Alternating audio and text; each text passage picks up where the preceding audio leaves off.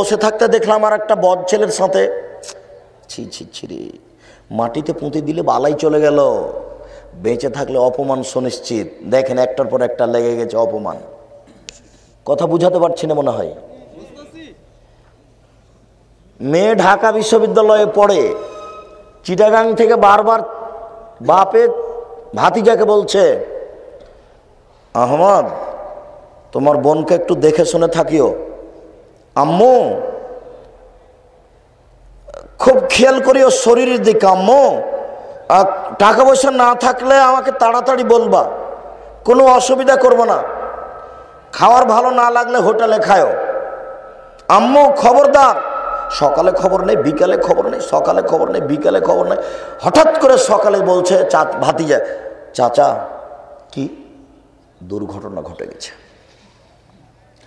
খালেদা তো বের হয়ে চলে গেছে, ও তো বিশ্ববিদ্যালয়ে নেই, ও তো চলে গেছে একজন বদ ছেলের সাথে।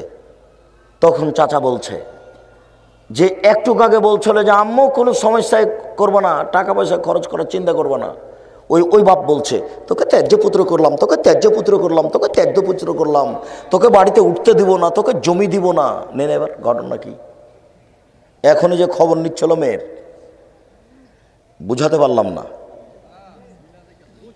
ভাতিজা বলেছে যে ও বের হয়ে গেছে, ও এখন বিশ্ববিদ্যালয়ে নেই।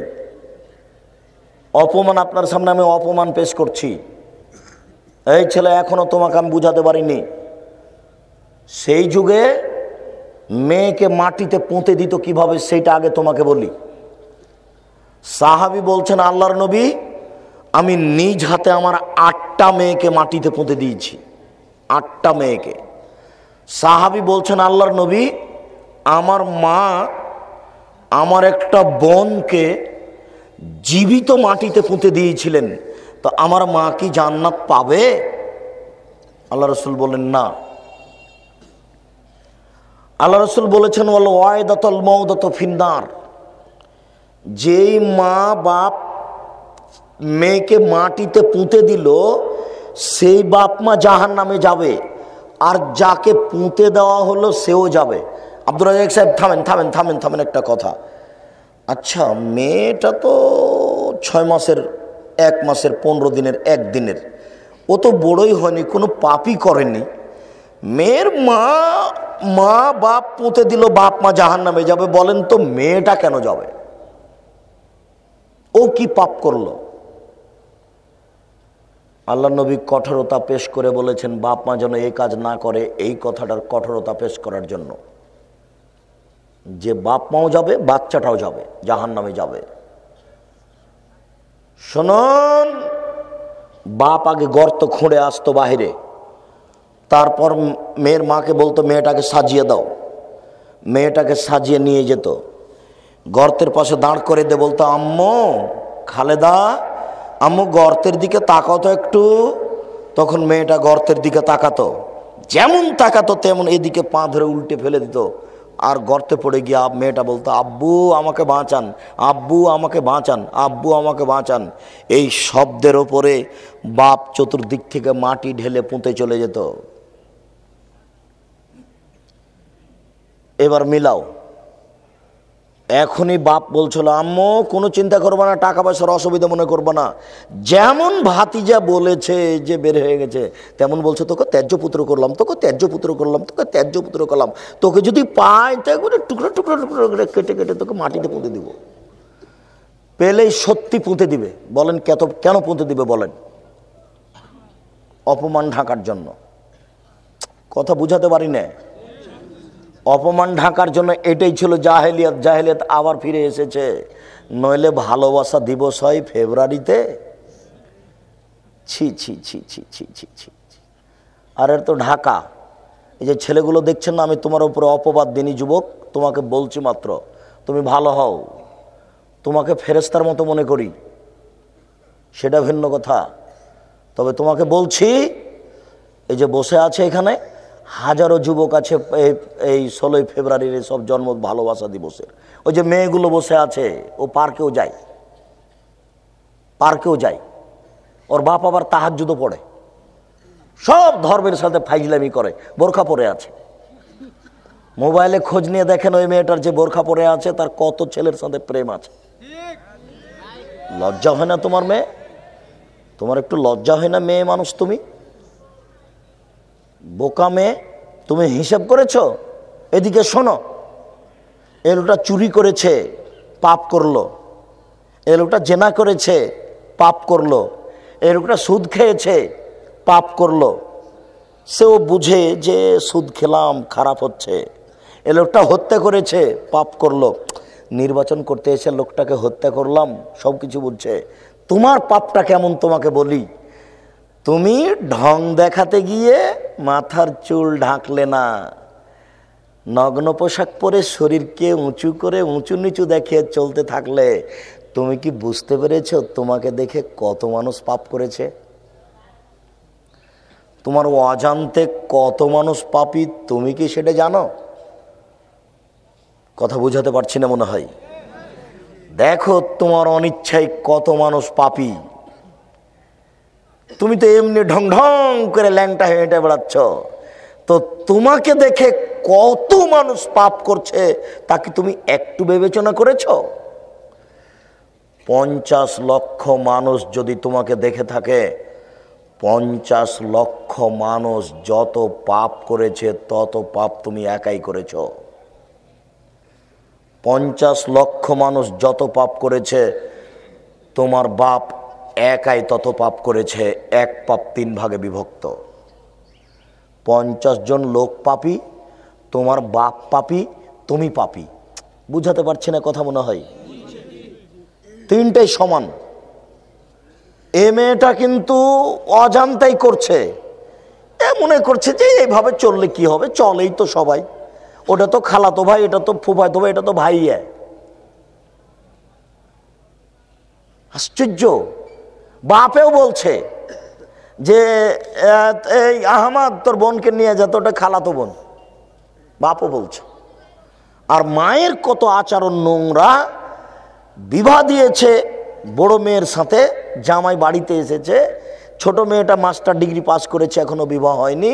মায়ে বলছে খালেদা তোর দুলাভাইকে চা দিয়াই, তোর দুলাভাইকে পান দিয়াই, তোর দুলাভাইকে পানি দিয়াই। তো এই মেয়েটা যুবতী মেয়ে ভাইয়ে বলে ঢং দেখিয়ে যাচ্ছে। এ তখন চায়ের কাপটা রেখে দিয়ে ওকে কোলে করে নিয়ে বসে আছে। বাপ মায়ের একটু লজ্জা হয় না? একটা তো দিয়েছেন বিবাহ সূত্রে, আর একটা ফাও দিলেন কেন? ধর্ম এতই বোকা। আচ্ছা, আপনার শরম বোধ হয় না কেন? যেদিকে জামাই আছে, যে ঘরে, মেয়েটা যদি ওই দিক দিয়ে ঘুরে, মা হিসাবে বলবেন তো দাঁত ভেঙে দেবো, এখানে শেষ কেন? তো দাঁত ভেঙে দেবো, এখানে শেষ কেন?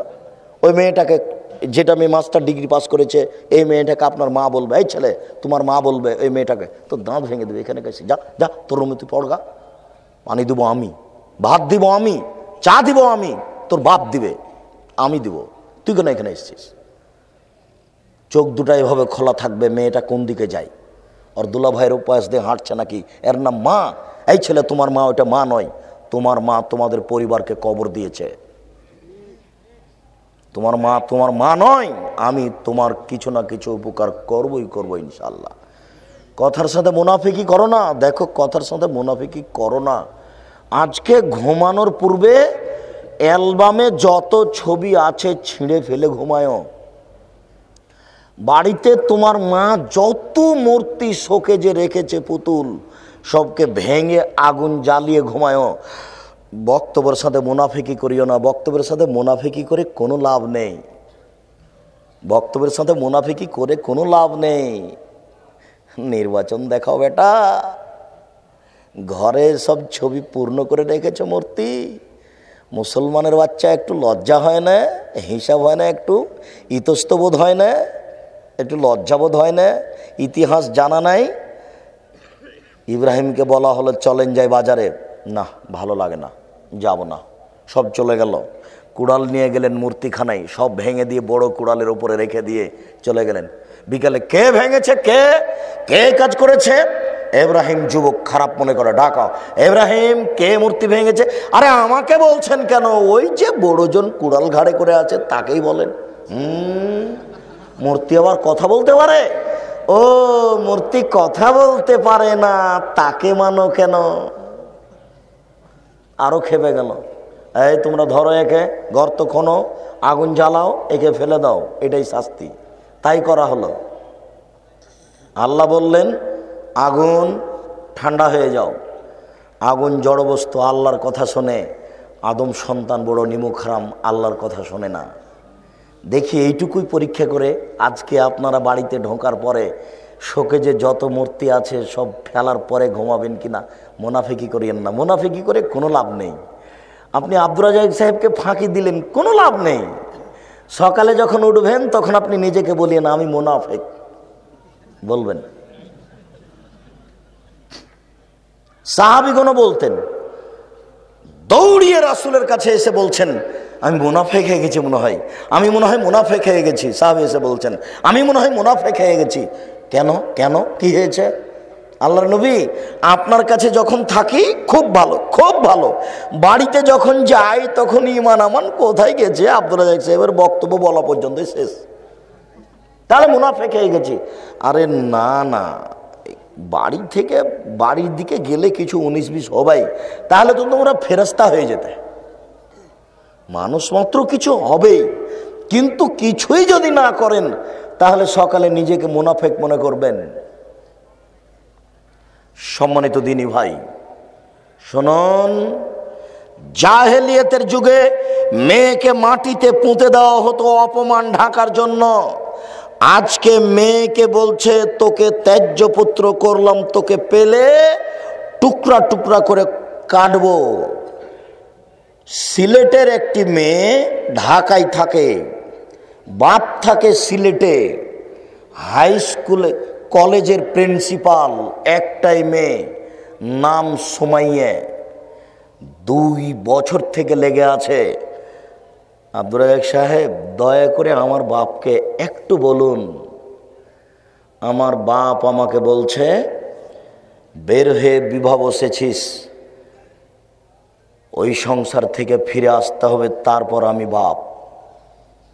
আমার একটা বাচ্চা হয়েছে, আমি আমার বাপকে খুব ভালোবাসি, আমার বাপ আমাকে খুব ভালোবাসতো। আমার বাপের ভালোবাসার কথা আমি পৃথিবীর কাউকে বুঝাতে পারবো না। আমার বাপ আমাকে কত ভালোবাসতো। আমি বের হয়ে বিবাহ বসার পরে আমার বাপ আমাকে বেটি হিসেবে নাকচ করেছেন। এখন আমার বাচ্চার বয়স 3-4 বছর, এখন পর্যন্ত আমার বাপকে নরম করতে পারিনি। দয়া করে একটু আমার বাপের সাথে কথা বলবেন কি? আমি মেয়ের বাপের সাথে 3 দিন কথা বলেছি। মেয়ের বাপ বলছে কোনো কথা নেই, সংসার ত্যাগ করতে হবে, বাচ্চা ছেড়ে আসতে হবে, তারপরে আমি বাপ। আমি বলছি দেখেন এইভাবে বলে লাভ হবে না, আপনি রাজি হন না, তাহলে জাহেলিয়াতের যুগ ফিরে এসেছে, ও মেয়ে নেবে না। ও যদি পায় তাহলে ওকে জবে করে টুকরা টুকরা করে আগে পুঁতে দিবে তারপরে। তার মানে মেয়ের উপরে কি মহব্বত নেই? আছে।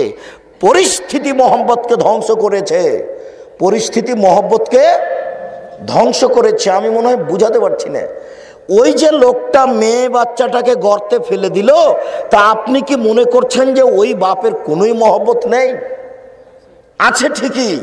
পরিস্থিতি মেয়ের উপরে এত খারাপ করে তুলেছে যে পরিস্থিতি বলছে যে ওকে আমি সহ্যই করব না। পক্ষান্তরে রাসূল সাল্লাল্লাহু আলাইহি সাল্লাম মেয়ের বিষয়টি এভাবে বলছেন। এদিকে দেখেন, এদিকে দেখেন। আবু সাঈদ খুদরি রাদিয়াল্লাহু তাআলা আনহু বলেন, আনা ওয়া কাফিরুল ইয়াতীম ফিল জান্নাহ হাকাজা ওয়া সারা বিসাবাবাত ওয়াল উস্তা। পৃথিবীর মানুষ শুনে রাখো, আমি মুহাম্মদ এবং সাল্লাল্লাহু আলাইহি সাল্লাম এবং এতিমের লালন পালনকারী জান্নাতে এইভাবে থাকবো। মধ্যমার তর্জনী ইশারা করে দেখালেন। ও কথার 19-20 হয় না যেন, ধরে রাখবেন কথা। 2 আঙ্গুলের মধ্যে একটু ফাঁকা রেখেছেন। আমি আর ও জান্নাতে একসাথে এইভাবে থাকবো। কে বলেন তো কে? এতিমের লালন পালনকারী, বুখারী মুসলিম। এবার থাক। আল্লাহ রাসূল বলেন, মানা আলা জারিয়াতাইনি হাত্তা তাবলুগা। কেউ যদি 2টি মেয়ের লালন পালন করে, 2টি বেটির 2টি মেয়ের, তাহলে ও আর আমি জান্নাতে এইভাবে থাকবো। তর্জনী আর মধ্যমায় ইশারা করে দেখালেন, তখন দুইটিকে জমা করে দিয়েছেন। না, বুঝাতে পারলাম না। এতিমকে লালন পালন করে যত নেকি হবে, বেটিকে লালন পালন করে তার চেয়ে কয়েক কোটি গুণ বেশি নেকি হবে। মেয়ের মর্যাদা কোরআন দিয়েছে, আল্লাহর নবী দিয়েছেন, পৃথিবীর কেউ দেয়নি। আপনাকে আমি কি দিয়ে বুঝাই? দুইটা মেয়ে যদি কেউ লালন পালন করে তো সে ব্যক্তি আর মেয়ের বাপ জান্নাতে এইভাবে থাকবে। আমি মনে হয় বুঝাতে পারলাম না। এতিমের লালন পালনের সময় আল্লাহ রাসূল আঙ্গুল দুটি দেখেছে, তখন কি করেছিলেন বলেন তো? একটু ফাঁকা রেখেছিলেন। মানে এতিমের লালন পালন করে জান্নাত হবে, তবে নবীর সাথে একই জান্নাত হবে না, ওরটা একটু মানে কম হবে। আর দুইটা বেটিকে যে লালন পালন করে তার জায়গা আর নবীর জায়গায় একটাই জায়গা। কথা কি আমি বুঝাতে পেরেছি? 10টা ছেলেকে কেউ যদি অক্সফোর্ড থেকে পড়িয়ে নিয়ে আসে, এক নেকি হবে, এই কথা আল্লাহর নবী বলেননি। 10টা ছেলেকে যদি লন্ডন থেকে পড়িয়ে নিয়ে আসে, বড় ডাক্তার করে, এক নেকি হবে, এই কথা আল্লাহর নবী বলেননি। পড়াবে কেন? জন্ম দিয়েছে এই জন্য। পড়াবে কেন? জন্ম দিয়েছে এই জন্য। যদি না পড়ায়, যত পাপ করবে সব বাপের। ওই যে দোকানে বসে আড্ডা ফিরছে, ওটা ওর বাপের পাপ। ওই যে সিগারেটটা আছে, ওটা ওর বাপের পাপ। জন্ম দিয়েছে না আপনি, পাপ নিব আমি? এই কথা তো আপনাকে আমি দিন রাত বলে থাকি যে 3 শ্রেণীর মানুষ জাহান্নামে যাবেই। 3 শ্রেণীর মানুষ জাহান্নামে যাবেই। তার এক শ্রেণীর মানুষ হচ্ছে মধুমেনুল খামর, যারা নিয়মিত বিড়ি, তামাক, জর্দা, সিগারেট, গুল, নেশাদার দ্রব্য খায়, পান করে, তারা জাহান্নামে যাবেই। আপনি সিগারেট ছাড়তে পারেন আর না পারেন সে কথা আমি বলছি না, তবে আপনি মনে রাখবেন সিগারেট ছাড়তে পশু প্রাণী পারে না, মানুষই পারে। সিগারেট ছেড়ে দিতে গরু ছাগল পারে না মানুষ পারে? মানুষ পারে। হুজুর জর্দা ছেড়ে দিতে পারে, হুজুর দাম্ভিকতা দেখায়, হুজুরের লজ্জা হয় না, হুজুরের শরম হয় না। হুজুর বলে জর্দা মাকরুহ। বেটা মাকরুহ মাকরুহ বলে কি দেখাতে চাচ্ছেন? মাকরুহ মানে খারাপ। হুজুর খারাপ খায়, আমাদের ইমামতি করে, হুজুর একটু লজ্জা হয় না, হুজুর একটু শরম হয় না, একটু আপনার হায়া হয় না? আপনি খারাপ খান, আমাদের ইমামতি করেন। মাকরুহ হারাম নয়। কে বলেছে হারাম? আব্দুর রাজাক সাহেব বলেছেন। আরে আব্দুর রাজাক সাহেব না বলেন জর্দা হারাম নয়। হারাম নয় মানে আল্লাহ রাসূল বলেছেন মাসকারা কাসিরহু ফাকালিলহু হারামুন। যেই জিনিস বেশি খেলে বিবেকের ক্ষতি হয় তার কমও হারাম। যে হুজুর দিন রাত জর্দা খাচ্ছে, তাকে একসাথে এখনই 300 জর্দা খাওয়াইয়া দেন তো। 300 হাফ কেজি জর্দাতে তার যদি বিবেকের ক্ষতি হয়, তাহলে জর্দার একটা কণাও হারাম। আমি মনে হয় ভালোভাবে বুঝাতে পারি না। বিড়ি, তামাক, জর্দা, সিগারেট, গুল, নেশাদার দ্রব্য খায়, পান করে, তারা জান্নাতে যাবে না। বিড়ি ছেড়ে দিতে কুকুর শ্রীগাল পারে না, মানুষই পারে। আজ থেকে বিড়ি খাবো না, এই কথা কে বলতে পারে বলেন তো? পশু প্রাণী পারে কি? পারে না, মানুষই পারে। অতএব আপনাকে পারতে হবে যে কোনো মূল্যে। 2 আর রাজলাত মিনান নিসায়ে, পুরুষের বেশধারী নারী জান্নাতে যাবে না। যারা পুরুষের জুতা স্যান্ডেল পরে, যারা পুরুষের শার্ট প্যান্ট পরে। ওই যে জান দেখাইছেন, মেয়ে প্যান্ট পরে আছে, জান উঠে যে দেখেছেন, মেয়ে প্যান্ট পরে আছে। প্যান্ট পরে থাকবে কেন? ও কি হিন্দুর মেয়ে নাকি? পায়জামা পরে থাকবে, সালোয়ার পরে থাকবে, প্যান্ট পরে আছে কেন? জিন্স প্যান্ট পরে আছে কেন মেয়ে? গেঞ্জি, চুস্ত গেঞ্জি মেয়ে পরে আছে কেন? পায়ের টাকনো দিক নিচে চিকন, মোটা হতে হতে রান এরকম মোটা হয়ে আছে। চোখে পড়ে না একটু? জন্ম দিয়েছেন একটু, চোখে পড়ে না? দিন রাজ্যে মেয়ে পানি দিচ্ছে আপনার সামনে, তরকারি দিচ্ছে আপনার সামনে, বলছেন যে আব্বু চানেন, আব্বু চানেন, তখন আপনার চোখে পড়েনি একবারও? কি চোখ নাই নাকি? ছি ছি ছি ছি ছি। হজ করেছেন কেন? হজের সাথে ফাজলামি করছেন নাকি? হজকে মজাক করেন নাকি? আপনি আমার দিনী ভাই, আপনি কষ্ট নিয়েন না, আপনার সাথে আমার কোনো শত্রুতা নেই। আপনার মেয়ে প্যান্ট পরে আছে কেন সেই কথা আপনি বলেন। কেন প্যান্ট পরে আছে আপনি সেই কথা বলেন। হয় মেয়েকে অস্বীকার করতে হবে, নইলে মেয়েকে স্বীকার করলে প্যান্ট খুলে ফেলাতে হবে, নইলে বলতে হবে এটা আমার মেয়ে নয়, এটা হিন্দুর মেয়ে। আর না হলে তার পোশাক পরিবর্তন করতে হবে। বিশ্বাস করুন, হিন্দুর মেয়ের কাছে ইবলিসের কোনো কাজ নেই। কোনো হিন্দুর মেয়েকে ইবলিস বলবে না, এ অলকায়, এ অলকায়, মাথায় কাপড় নামাও। কেন? ওকে বলা হয় ইবলিস 14 ইলিমের পড়া। হিন্দুর মেয়ে জাহান নামে যাবে এই কথা ইবলিস আপনার চেয়ে ভালো জানে। ইহুদি খ্রিস্টানের মেয়ে জাহান নামে যাবে এই কথা ইবলিস আপনার চেয়ে লক্ষ গুণ ভালো বেশি জানে। তো ওখানে ইবলিসের কোনো কাজ নাই, কাছে আছে আপনার মেয়ের কাছে। বুঝাতে পারছি না মনে হয়? আপনার মেয়ের কাছে ইবলিসের কাজ আছে, অতএব সাবধান থাকুন। সম্মানিত উপস্থিতি, জাহেলিয়াতের যুগে মেয়েদের অবস্থা কি ছিল তার নকশা উল্লেখ করেছেন আল্লাহ।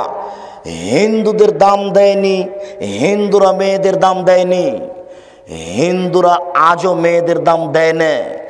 হিন্দু মেয়ে বাপ মারা গেলে হিন্দু মেয়ে বাপের জমি পায় না, বাপ মারা গেলে হিন্দু মেয়ে বাপের জমি পায় না। এ কথা কি আপনারা জানেন? এই বাংলাদেশে বোকা মেয়েগুলি তাদের মহিলা সরকার ও মহিলা একটা দরখাস্ত লিখতে পারত এইভাবে, মাননীয় প্রধানমন্ত্রী, হিন্দু মেয়েদেরকে জমির ভাগ দেওয়া হোক। এই না করে বলছে যে কোরআন মাজিদে ভুল আছে। কি ভুল আছে? ভাইকে দিয়েছে 2 আর আমাকে দিয়েছে 1। আমার বাপ মারা গেল 90 শতক জমি রেখে, আমার ভাই নিল 60 আর আমি নিলাম 30। তা আমার ভাই ডবল নেবে কেন? কোরআন বেইনসাফ করেছে। কোরআন বেইনসাফ করবে কেন? 1 তুমি নিয়েছো 30 আর তোমার স্বামী নিয়ে এসেছে 60। এবার তুমি আর তোমার স্বামী মিলে কত হলো? 90। তোমার ভাই নিয়েছে 60 আর তোমার ভাবি নিয়ে এসেছে 30। কত হলো? 90। ঠিক আছে? 1।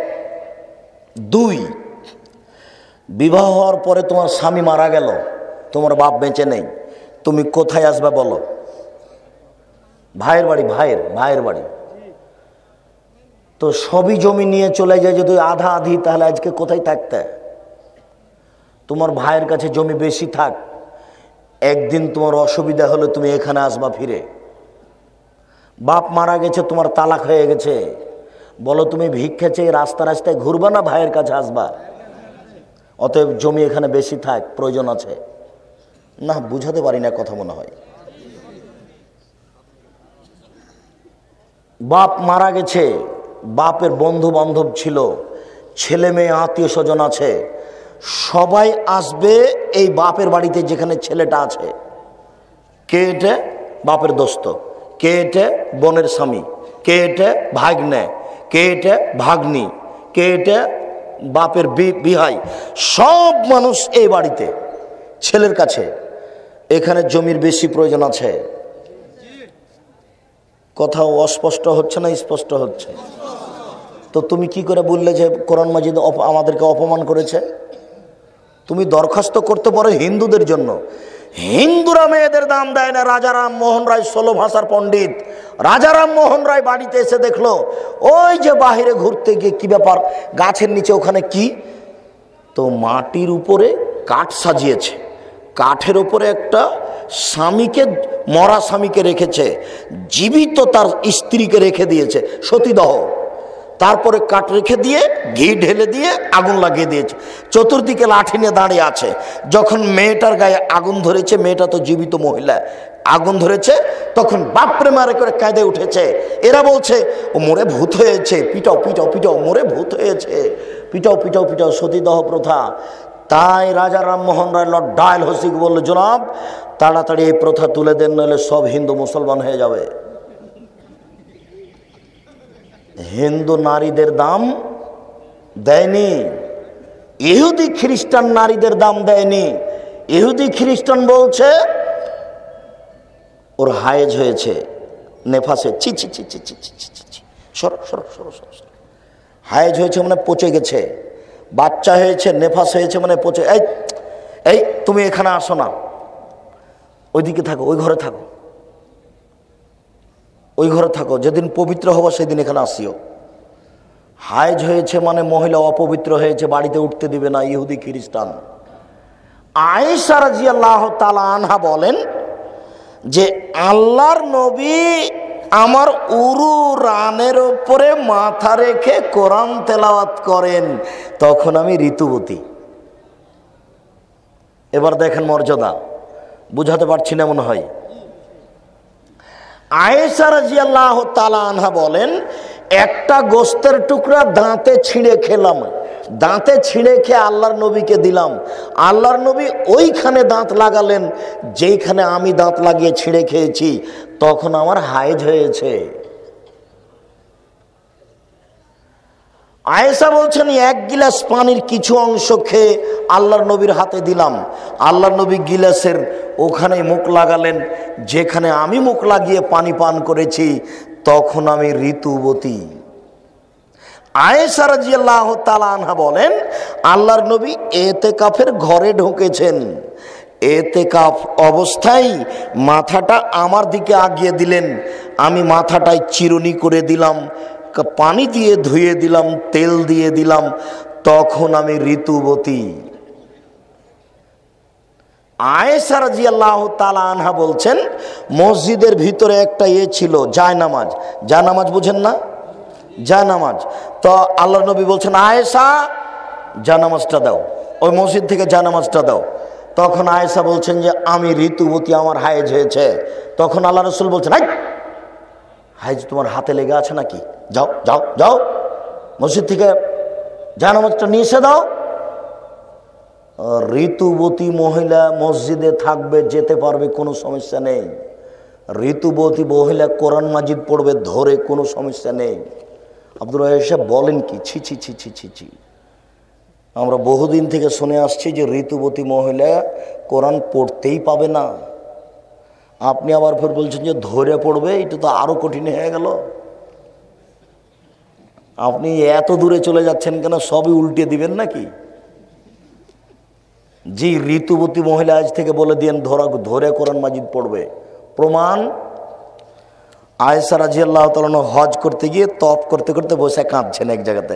তখন আল্লাহ রাসূল বলছেন কি ব্যাপার আয়েশা, কাঁদছো কেন? হাল হিজতে, তোমার হায়েজ হয়েছে নাকি, কাঁদছো কেন? স্বামী জানে স্ত্রীর খবর, পরস্পরে সবাই জানে সবার খবর। কি ব্যাপার, তুমি কাঁদছো কেন, হায়েজ হয়েছে নাকি? তখন বলছে জি আমার হায়েজ হয়েছে, আমি সেজন্য কাঁদছি, আমি এখন তপ করতে পাবো না। তখন আল্লাহ রাসূল বললেন আচ্ছা ঠিক আছে ঠিক আছে, তুমি তপ করো না, বাকি সব করো, জিকির আজকার করো, বাকি সব করো, বাকি সব করো। বুখারী মুসলিম। শুধু তপ করতে পাবে না, নামাজ পড়তে পাবে না, বাকি সব ইবাদত করবে, সুবহানাল্লাহ বলবে, আলহামদুলিল্লাহ বলবে, কোরআন তেলাওয়াত করবে, যত ইবাদত বান্দিগি জিকির আজকার আছে সব করবে। করবে না তপ, পড়বে না নামাজ। বুঝাতে পারলাম না কথা? জি, ঋতু অবস্থায় নামাজ পড়তে পাবে না, তপ করতে পাবে না, এই তপটা থেকে গেছে। হজ শেষে বলছেন আল্লাহর নবী আব্দুর রহমান, জি ওই যে তোমার বোন আয়েশার হায়েজ হয়েছিল, তো তোর যে তপটা বাকি আছে ওই তানিমে নিয়ে যাও তো, 300 ফুট রাস্তার মাথায় কাঞ্চন ব্রিজের ওখানে তানিম আছে, ওই তানিমে নিয়ে গিয়ে এহরাম বাঁধিয়ে তপটা করিয়ে নাও। তো বোনকে নিয়ে চলে গেলেন, ভাই বোন চলে গেল ওই তানিমে, ওখানে গিয়ে বোন এহরাম বাঁধলো, বোন এহরাম বেঁধে তপ করলো। ও হুজুর, একবার হজে এত উমরা কেন? কই আব্দুর রহমান তো এহরাম বাঁধেননি, আব্দুর রহমান তো উমরা করেননি। আব্দুর রহমানকে আল্লাহর নবী বললেন আব্দুর রহমান, জি ওই যে তোমার বোন আয়েশার হায়েজ হয়েছিল, ওর তফটা বাকি আছে, ওকে তানিমে নিয়ে যাও তো, ওকে তানিমে নিয়ে গিয়ে এহরাম বাঁধাও, এহরাম বাঁধিয়ে তফটা করে নাও। তো আব্দুর রহমান তার বোনকে নিয়ে গেলেন তানিমে, এহরাম বাঁধালেন, তফ করালেন। তো কই আব্দুর রহমান তো এহরাম বাঁধেননি, আব্দুর রহমান তো তফ করেননি। না, বুঝাতে পারছি না। একটা হজে একটাই উমরা, তানিমে গিয়ে ইহরাম বেঁধে যদি উমরা 2-1টা করেন, হজ বাতিল হয়ে গেছে, আবার যেতে হবে, আবার 4 লক্ষ টাকা লস। একটা হজে কয়টা উমরা? একটাই। কাবা ঘর থেকে নামতেই গাড়িওয়ালা চিৎকার করছে, তানিম তানিম তানিম, মানে আসো আমার গাড়িতে উঠো, তোমাকে তানিম নিয়ে যাব।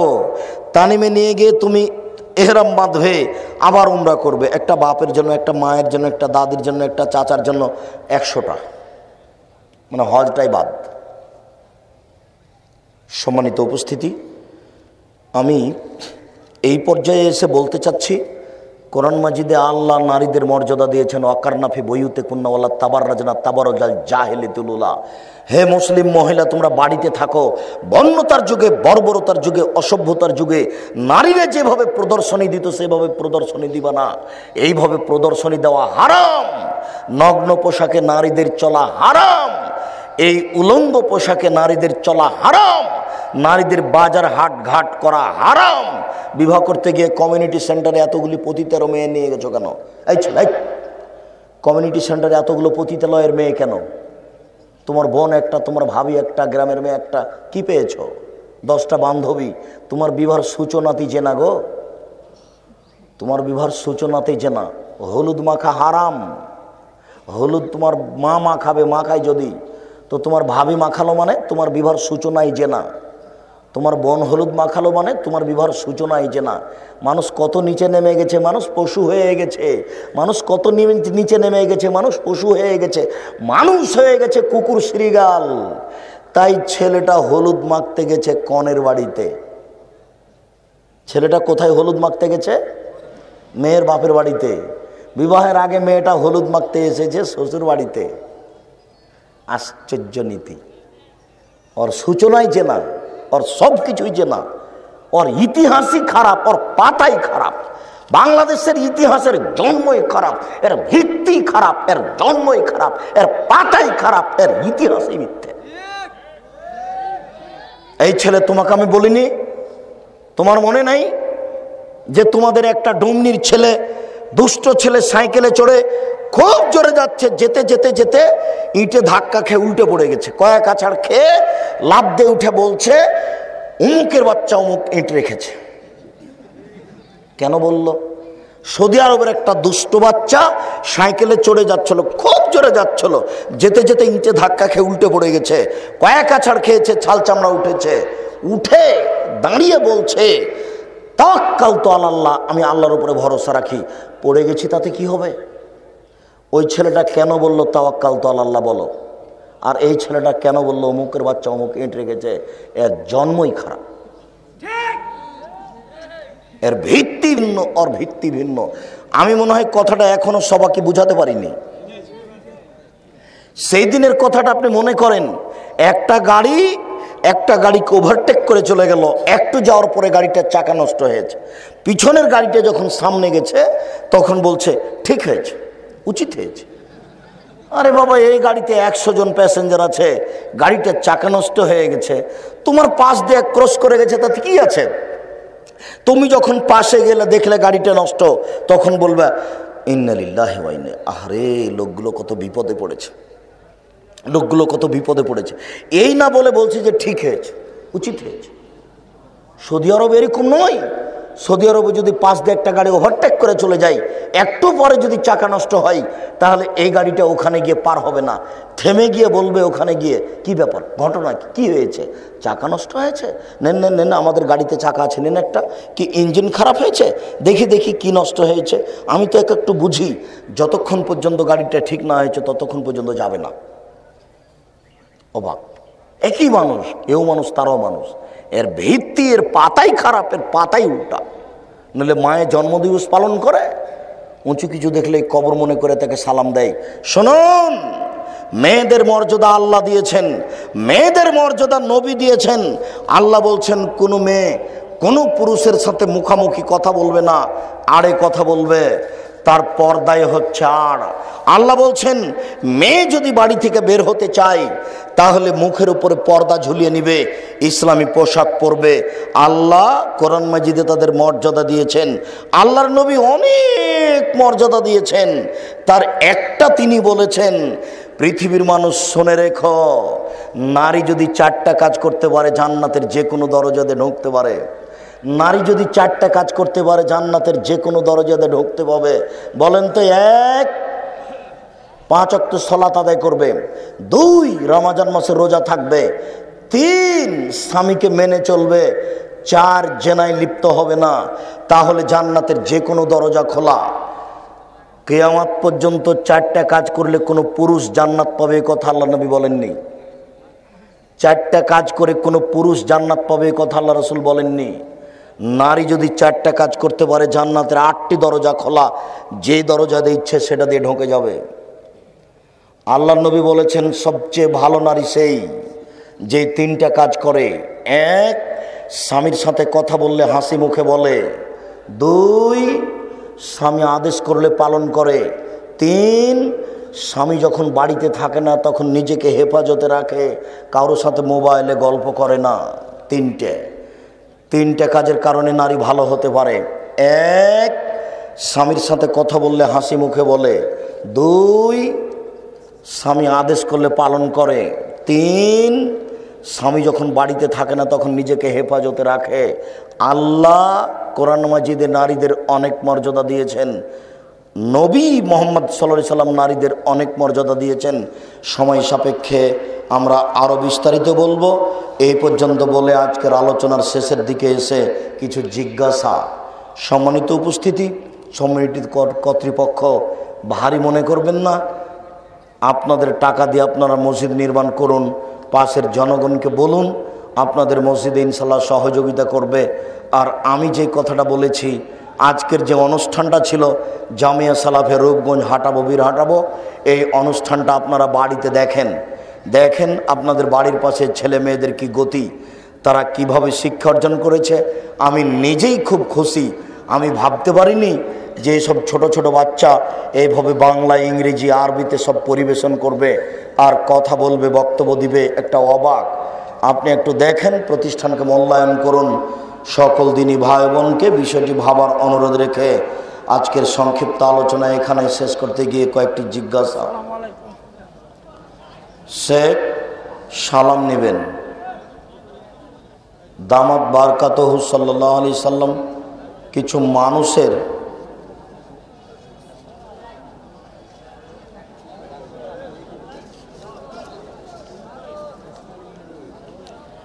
হাদিস ও সুন্নাতের পার্থক্য কি? হাদিসি সুন্নাত, সুন্নতি হাদিস। শায়েখের অর্থ কি? শায়েখের অর্থ সম্মানী, মুরব্বী, বয়স্ক। আপনারা বুখারী ও মুসলিম বলেন, সাহাবীরা কোনো বুখারী ও মুসলিম মানত? তোমার মাথায় গোবর আছে। তুমি এত নিম্নমানের মানুষ, এত নিম্নমানের ছেলে, তাহলে তোমাকে এখন বলতে হবে সাহাবীরা আবু হানিফাকে মানত?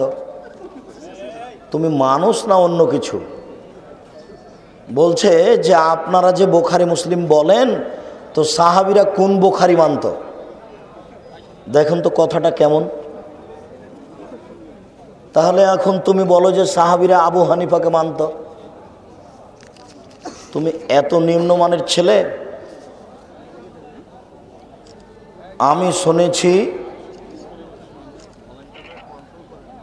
কম সংখ্যক লোক বেশি সংখ্যক লোককে আগে সালাম দিতে হবে। জি, ঠিক শুনেছেন।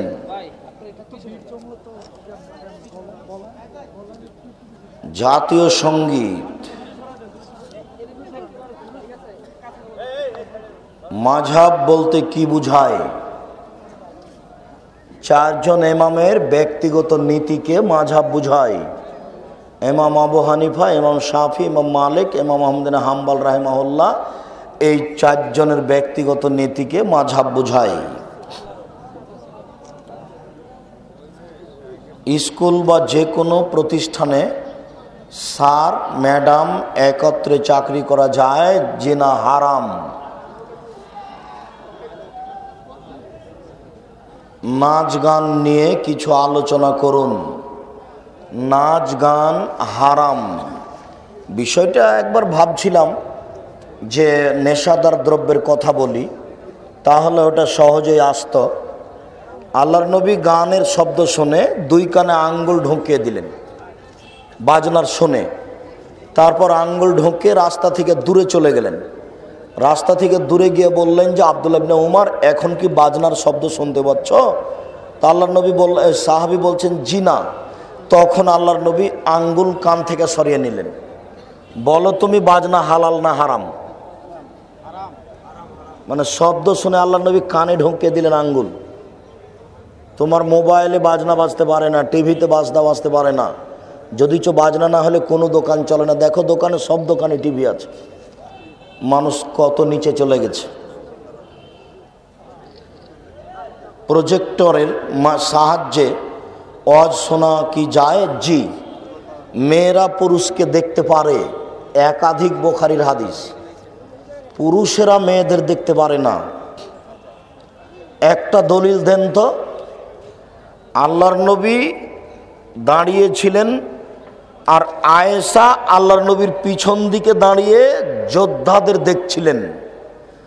যোদ্ধারা খেলাচ্ছিল, আল্লাহর নবী এইভাবে দাঁড়িয়ে আছেন আর আয়েশা তার পিছন দিকে দাঁড়িয়ে আছেন। যোদ্ধারা আয়েশাকে দেখতে পান না, কিন্তু আয়েশা রাসূলের কাঁধের উপর দিয়ে সবকে দেখতে পাচ্ছেন। কথা কি বুঝাতে পেরেছি? বুখারী মুসলিম। আজাদি সাহেব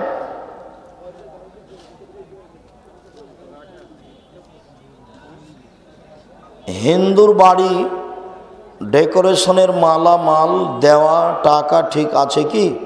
আছে, তবে পূজা উপলক্ষে হলে এটা জায়েজ হবে না। এক লিখা এত কেন? এটা কি লিখা আছে? সুন্নতি পোশাক। প্রত্যেক পোশাক যেটা ঢিলা ঢালা, প্যান্ট হোক, শার্ট হোক, পাঞ্জাবি হোক, জুব্বা হোক, সবটাই যেটা ঢিলা ঢালা, যেটা আঁটো সাঁটো, সেটা হারাম। সকল মুসলিমদের জাতির পিতা কে? আদম আলাইহিস সালাম। আমরা যে শুনেছি ইব্রাহিম আলাইহিস সালাম, জি না। আদম আলাইহিস সালামই সবার পিতা, এটাই ঠিক। ইব্রাহিম আলাইহিস সালাম কি? জি না। কোরআন মাজিদ পড়ার সময় সে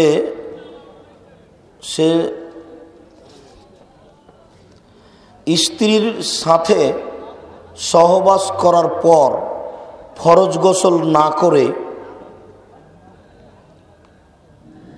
মাটির উপর, রাস্তার উপর দিয়ে চলাচল করা যাবে? আমি দিনাজপুর গেছিলাম, বহুবারই যাই। তো এক মার সাথে আছে, উনি হেডমাস্টার হাই স্কুলের। তো আমাকে বলছেন, আব্দুর রাজ্জাক সাহেব, একটা গোপন কথা আপনাকে বলি। আমার এই চকি থেকে নিয়ে বাহির পর্যন্ত চট দেওয়া আছে কেন বলতে পারেন? বস্তা ছালা দেওয়া আছে কেন? মানে বলেন কেন? আমার স্যান্ডেল আছে বারান্দায়, তো স্ত্রী মিলনের পরে পা মাটির উপরে রাখা যাবে না, নইলে মাটি অভিশাপ করবে অপবিত্র অবস্থায় পা রাখলে। এই জন্য বিছনা থেকে নিয়ে বাহির পর্যন্ত চট দিয়ে রেখেছি। কথা বোঝা যায়নি? চটের উপর দিয়ে হেঁটে গিয়ে স্যান্ডেলে পা রাখবো, তাহলে আর মাটিতে রাখা হলো না। আল্লাহ, কি কথা! ছি ছি ছি ছি ছি ছি। এটা শিরকি আকীদা। আমাদের নওদাপাড়াতে একটা ডাক্তার ছিল, উনি বলছেন যে ভাই, আমাদের বাগমারার ঘটনা, যে স্বামী গোসল করে যাচ্ছে আর স্ত্রী গোসল করতে আসছে, যাওয়া আসাকালীন গায়ে গাও লেগে গেছে, গোসল বাতিল। নাউজুবিল্লাহ মিন যালিক। এরকমই শিরক চলছে, এরই নাম শিরক। এটা শিরক। নামাজে কি কি ভুলের জন্য নামাজ হবে না? রুকু সিজদা ভুল হলে নামাজ হবে না। তিনটে: রুকু, সিজদা, অজু। মানুষের জীবনে যদি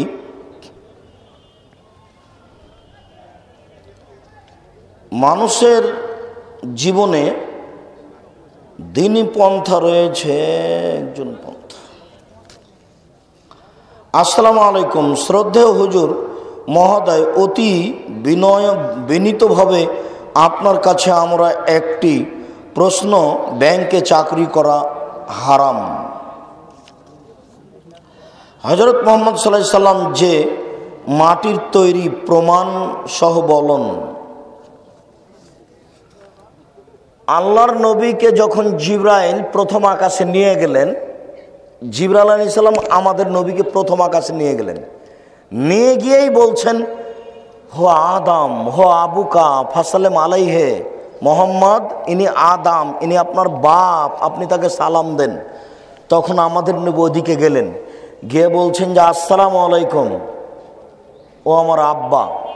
তখন আদম আলাইহিস সালাম বলছেন, ওয়ালাইকুম আসসালাম ইবনি সলেহ নবী সলেহ, ও আমার সৎ ছেলে, সৎ নবী, তোমাকেও সালাম। তাহলে এবার আদম হলেন বাপ আর মোহাম্মদ সালাম হলেন বেটা। বুঝাতে পারি না মনে হয়? তো আদম কিসের তৈরি? তো বাপ হবেন মাটির তৈরি আর বেটা হবেন নূরের তৈরি। বাপ বেটা একই তৈরি। এক। দুই, যখনই জিবরাইল আমাদের নবীর কাছে আসতেন তখনই জিবরাইল বলতেন, দাঁত পরিষ্কার করেন, দাঁত পরিষ্কার করেন, দাঁত পরিষ্কার করেন। আয়েশা রাদিয়াল্লাহু তাআলা আনহা বলছেন, আল্লাহর নবী ঘুম থেকে উঠলেই দাঁত পরিষ্কার, বাড়ি থেকে বাইরে ভিতরে ঢুকলেই দাঁত পরিষ্কার, সব সময়ই দাঁত পরিষ্কার করতেন। এরপরেও আল্লাহর নবী বলতেন, বাপ রে বাপ, জিবরাইল এত বলা বলছে যে দাঁত পরিষ্কার করেন, দাঁত পরিষ্কার করেন, মনে হচ্ছে যে খাসি তনুফিয়া মুকাদ্দামা ফিয়া, দাঁতের সামনের দিক ছিলেই ফেলি নাকি। এই ছেলে, তুমি হানাফি ঘরের ছেলে, তুমি এবার বলো জিবরাইল কয়বার দাঁত পরিষ্কার করেন? বলো দেখি তুমি। একবারও না। তো জিবরাইল নূরের তৈরি, মোহাম্মদও নূরের তৈরি, তো জিবরাইল দাঁত পরিষ্কার করেন না, মোহাম্মদকে করা লাগবে কেন? তাহলে মোহাম্মদ মাটির তৈরি, নূরের তৈরি নয়। না, বুঝাতে পারলাম না কথা।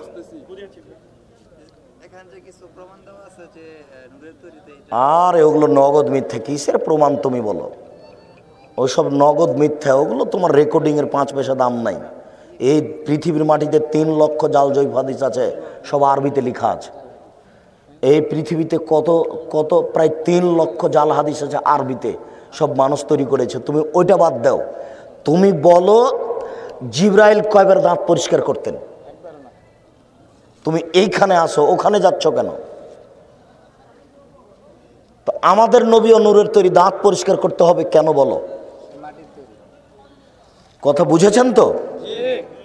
দুইজনই নূরের তৈরি, একজন দাঁত পরিষ্কার করেন, একজন করেন না কেন? অতএব দুইজনই নূরের তৈরি নন, একজন নূরের আর একজন মাটির। ভুল বুঝবেন না, এত জিজ্ঞাসা করলে হবে? শায়েখ সালাম নেবেন, সম্মিলিতভাবে মোনাজাত বেদাত, মোনাজাত ব্যক্তিগত ব্যাপার, অনেক দলিল আছে। আসসালামু আলাইকুম, দয়া করে সূরা ইয়াসিনের প্রধান একটি ফজিলত বলুন। সূরা ইয়াসিনের কোনো ফজিলত নেই। আহারে বলেন কি? আমরা শুনেছি একবার সূরা ইয়াসিন পড়লে 10 বার কোরআন মাজিদ পড়ার নেকি হয়, হাদিসটি জাল। আমরা শুনেছি মানুষ মরে মরে তার কাছে কোরআন মাজিদ ইয়াসিন পড়তে হয়, হাদিসটি জাল, কোনো ফজিলত নাই। তো কোনটাতে ফজিলত আছে? আয়াতুল কুরসি পড়েন, 5 ওয়াক্ত সালাতের পরে জান্নাতে চলে গেছেন, ঢোকেননি কেন? মরেন নিয়ে যান না। সূরা বাকারার শেষ 2 আয়াত পড়েন, সবই পেয়ে নেবেন। আর কি? সূরা মুলক পড়েন রাতে, তাহলে আর কবরের শাস্তি হবে না। শায়েখ সালাম নেবেন, পবিত্র কোরআন শরীফ পাঠের সর্বোত্তম সময় কোনটি? এশার সালাতের পর রাতে। রাতে উঠে যদি কেউ কোরআন মাজিদ পড়ে তাহলে তার নামটা কেটে ওই তালিকায় দেওয়া হবে যে তালিকাতে আল্লাহকে ডাকা ব্যক্তিদের নাম আছে। যারা আল্লাহকে ডাকে ওদের একটা তালিকা আছে, তো যারা রাতে কোরআন তেলাওয়াত করে ওর নাম যেখানে থাক কেটে এখানে লিখে দেওয়া হবে। আসসালামু আলাইকুম, দর হবার কোরআন হাদিসের সহি আমল দয়া করে বলবেন। আসসালামু আলাইকুম রহমতুল্লাহ। হুজুর, বেকারত্ব দূর হওয়ার, আচ্ছা, বেকারত্ব দূর হওয়ার তেমন কোনো দলিল নাই। আপনি রাতে উঠে 2 রাকাত নামাজ পড়ে সালাত আদায় করে কান্নাকাটি করবেন, আপনার বিষয়টি পেশ করবেন। কিছুদিন করেন, ইনশাল্লাহ একটা পথ বের হবে। 10 দিন করলেন, তারপর দেখলেন হলো না, এত তাড়াতাড়ি হবে? 2-4 মাস 2-4 বছর করেন তো। আসসালামু আলাইকুম ওরহমতুল্লাহ বরকাত। হুজুর, রাত্রে শোয়ার পর ঘুম না আসলে কি করতে পারি? 2 রাকাত সালাত আদায় করে কান্নাকাটি করবেন। আসসালামু আলাইকুম রহমতুল্লাহ। সহিহ হাদিসের দলিল অনুসারে সূরাতুল ওয়াকিয়া এর একটি আমল বলবেন, ঘুমানোর পূর্বে পড়বেন, কবরের শাস্তি হবে না। বুঝাতে পেরেছি? আসসালামু আলাইকুম। ইসলামী ব্যাংকের চাকরি চলবে না,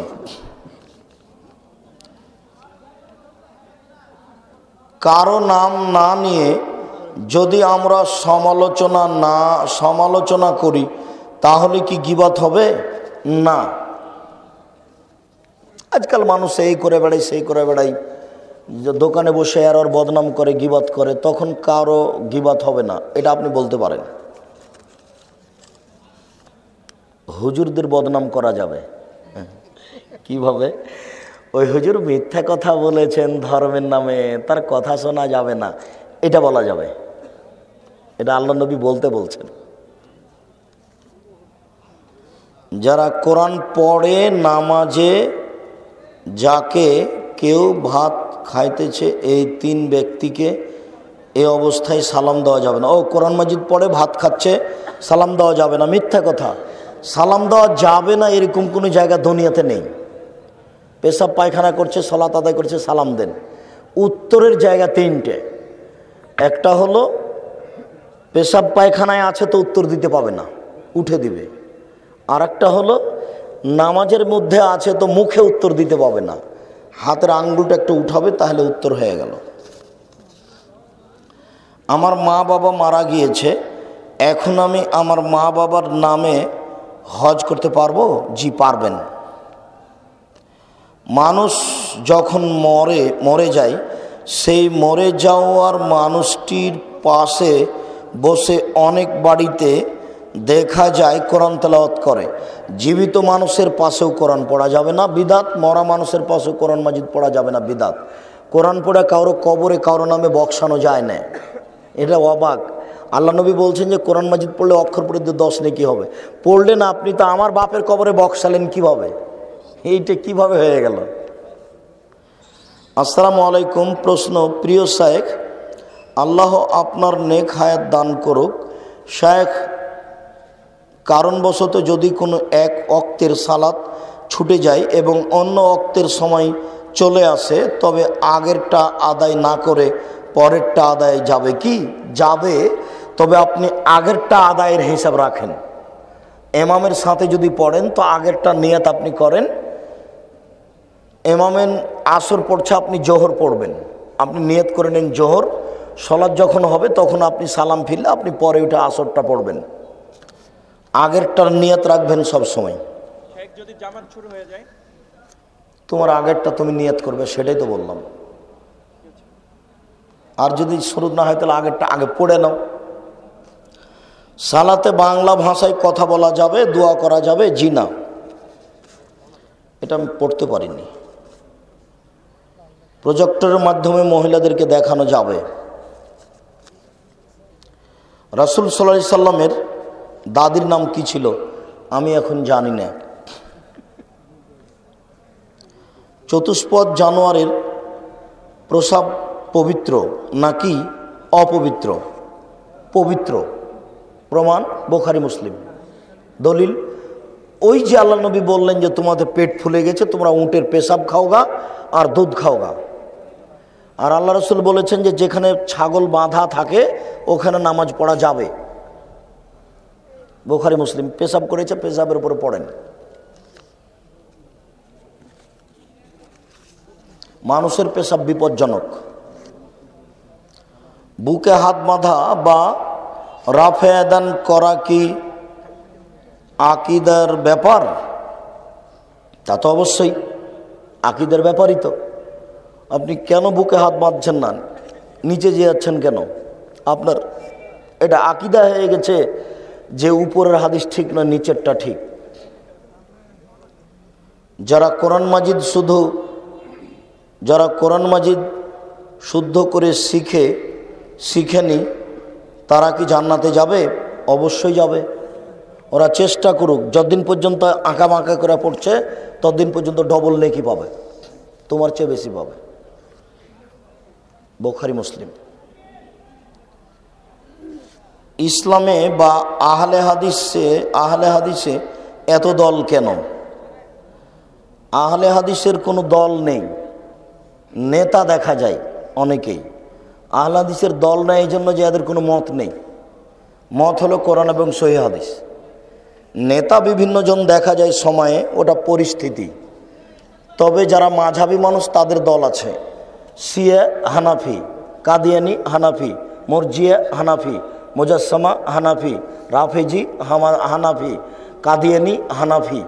পৃথিবীতে যত মুসলমান দেখছেন পৃথিবীতে সব হানাফি। ইরাক থেকে আর ইরান থেকে আসা, কাদিয়ানি হোক, রাফেজি হোক, মুজাসসামা হোক, জাহামিয়া হোক, কারামিয়া হোক, সব কাজে দল এখানে বেশি। যখনই মানুষ কোরআন এবং সহিহ হাদিস ছেড়ে অন্যদিকে চলে যাবে তখন অনেক সমস্যার মুখোমুখি হতে হবে। আর কোনো সমস্যা নেই। কেন? কোরআন আর সহিহ হাদিস মানি, হাদিস সহিহ নয় মানব না। একবারে নগদ ফল, রাস্তা সোজা, আঁকা বাঁকার প্রয়োজন নেই।